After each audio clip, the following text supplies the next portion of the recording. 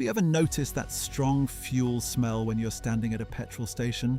Or when a motorcycle suddenly passes beside you and releases that thick exhaust smoke? Maybe you were stuck in traffic, windows slightly open, and a bus in front of you kept releasing fumes that filled the air. Or perhaps during a power outage, someone turned on a petrol generator close to the house and the smell spread everywhere. Let me ask you something honestly before we go further. When you smell that fuel odor, what do you usually do? Do you ignore it and continue with your day? Or do you move away because something inside you tells you that breathing it might not be a good idea? Think about that for a moment, because the truth is something most people rarely consider. The fuel smell you encounter in everyday life doesn't just disappear into the air. Part of it actually enters your body. Now here's where the story becomes even more interesting. Many people believe fuel is just fuel. Gasoline is gasoline. Diesel is diesel. But in reality, the oil that eventually becomes the fuel we use every day can come from different places, and the way it is refined, regulated, and burned can change how much pollution it produces. Countries like Iran, the United States, and Venezuela all produce oil, but the composition of that oil can be very different. Some crude oils are lighter and easier to refine, others are heavier and contain more sulfur. Venezuelan crude oil, for example, is known to be heavier and often contains higher sulfur levels, sometimes around 3% or more before refining. That means it requires more processing to remove those impurities. Before we go deeper into this topic, if you appreciate conversations like this where we break down complex health and environmental issues in simple ways, the best support you can give is to subscribe to the channel. Your subscription tells us these messages are reaching real people, and it helps us continue creating educational content that can make a difference in everyday life. And if there's a topic you want us to explain next, write it in the comments. Your questions often become our next videos. Now let's continue. Why does sulfur matter so much? Imagine sulfur as a type of impurity inside the fuel. When fuel containing sulfur burns, it releases sulfur dioxide gas into the air. That gas doesn't just float harmlessly away. When people breathe air containing sulfur dioxide, it can irritate the lungs, cause coughing, chest tightness, and make breathing more difficult, especially for people with asthma or heart conditions. But here's the key thing most people misunderstand.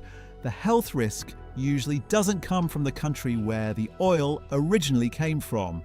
What matters more is what happens to that oil before it reaches your car or generator. Refining standards, additives, and emission regulations can dramatically change how clean or dirty the final fuel becomes. In places with strict regulations, sulfur levels in gasoline are kept extremely low, which helps reduce pollution from vehicles. But now let's bring this back to your everyday life, because this is where it becomes personal. Think about a normal day. You wake up in the morning, maybe you cook breakfast using a gas stove. Then you drive to work and sit in traffic surrounded by hundreds of cars releasing exhaust fumes. A motorcycle passes by, leaving a trail of smoke behind it. You stop at a fuel station to refill your tank. Later in the evening, a generator runs nearby because of a power outage. All those moments have one thing in common. Fuel is burning somewhere close to you, and tiny, invisible particles are entering the air. Now imagine your lungs as the air intake system of a factory. Every factory needs clean air for its machines to operate properly. If the air entering that factory is filled with dust, smoke, and chemical fumes, what happens to the machines inside? Over time, the machines start wearing down faster, filters become clogged. Performance drops. Your lungs work in a very similar way. Every breath you take pulls air into millions of tiny air sacs inside your lungs. Oxygen passes into your bloodstream so your cells can produce energy. But when polluted air enters those same lungs, tiny particles and gases can irritate the respiratory system and trigger inflammation. In some cases, they even reach the bloodstream. That is why exposure to pollutants from fuel combustion has been linked to breathing problems and worsening asthma attacks.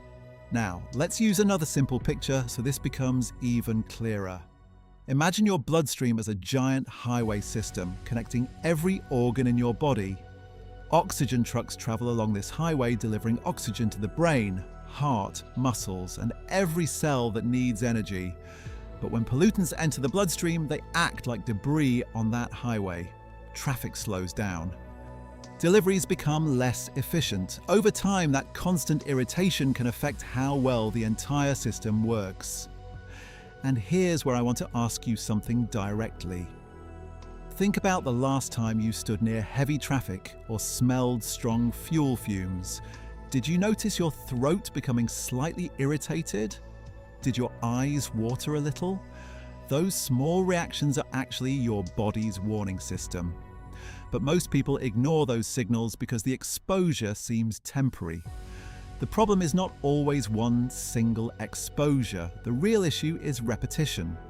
Breathing polluted air once might not cause noticeable harm, but breathing it every day while commuting, cooking, or standing near generators can slowly add up over years. Now let's look at something else that many people overlook. Children playing near busy streets are often exposed to vehicle emissions more than adults realize. Their lungs are still developing, which makes them more sensitive to air pollutants like sulfur dioxide and other gases produced when fuel burns. Think about that for a moment. A child playing football near a road might be inhaling exhaust fumes every time a truck or bus passes by. Their lungs are like small factories still under construction. When polluted air constantly flows through those factories, it can interfere with how the system develops. But before this starts sounding like a hopeless situation, there is something important to understand. Just as lifestyle can increase exposure to pollution, simple habits can also reduce it. Let's go back to the factory example again. Imagine the factory manager suddenly realizes that dirty air is entering the building through one specific intake vent. What would the manager do? Ignore it? Of course not. The manager would install better filters, change the airflow system, and reduce the contamination entering the building. Your daily decisions work in a similar way. For example, when you are stuck in heavy traffic, keeping the car ventilation on recirculation mode can reduce the amount of polluted air entering the cabin. When refueling at a petrol station, standing slightly away from the pump while it fills can reduce direct exposure to fuel vapors. Choosing well-ventilated areas when using gas stoves or generators can help prevent fumes from accumulating indoors. Another important habit is awareness. Many people stand directly behind buses or motorcycles while waiting at traffic lights without realizing they are breathing the highest concentration of exhaust fumes. Simply moving a few steps away can significantly reduce exposure. But now let me ask you something again, because this is where the conversation becomes interesting. If the air around us can contain pollutants from fuel combustion, why do some cities have cleaner air than others? The answer often comes down to regulations and fuel standards. When governments enforce strict limits on sulfur levels and vehicle emissions, the amount of harmful pollution released into the air can drop dramatically. In other words, cleaner fuel standards act like better filters for the environment. So when people ask whether oil from Iran, the United States, or Venezuela is more harmful, the deeper truth is this: the real health impact depends less on the country where the oil was extracted and more on how that fuel is processed, regulated, and burned before it reaches your everyday environment. But now, I want you to think about something bigger than just one country or one fuel type. Every day, billions of people around the world are exposed to small amounts of air pollution from transportation, cooking, and power generation. Sometimes the exposure is so common that people stop noticing it. The smell of fuel becomes part of normal life, but your lungs never stop noticing. Every breath is processed by your respiratory system. Every particle that enters the airways triggers a response inside the body. Some particles are filtered out, others dissolve or break down, and some can trigger inflammation that affects the lungs or even the heart over time. This is why doctors and environmental health researchers continue studying how everyday pollution influences long-term health.